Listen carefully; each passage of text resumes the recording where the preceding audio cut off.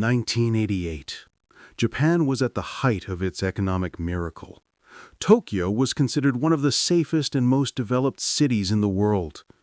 But behind these bright neon lights, in one of the ordinary houses on the outskirts of the city, one of the most terrible crimes in modern Japan was brewing. Junko Furuta was 17 years old.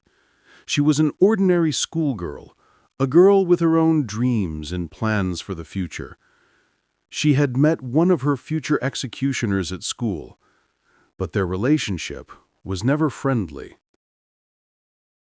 November 25, 1988. Junko, who was returning from work at midnight, was forcibly stopped by 4 teenage boys. Their names? They kidnapped her through deception and intimidation. It was the first day of her 44-day terrible ordeal.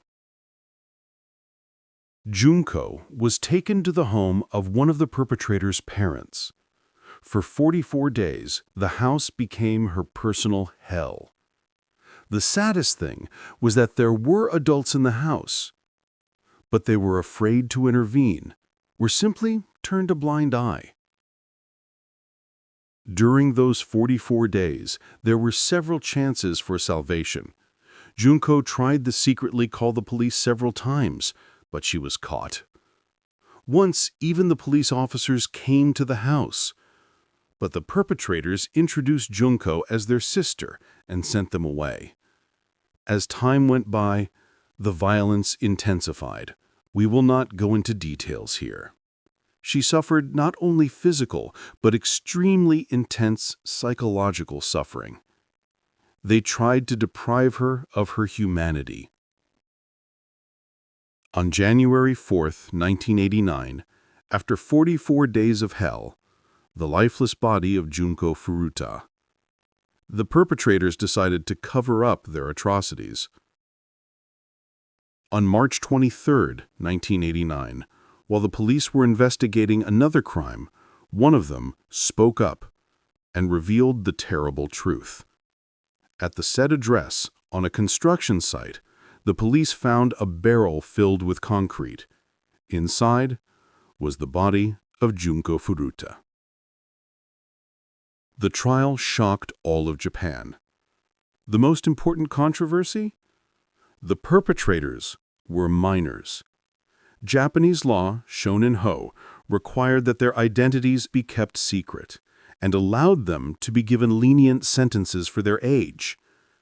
The public was outraged.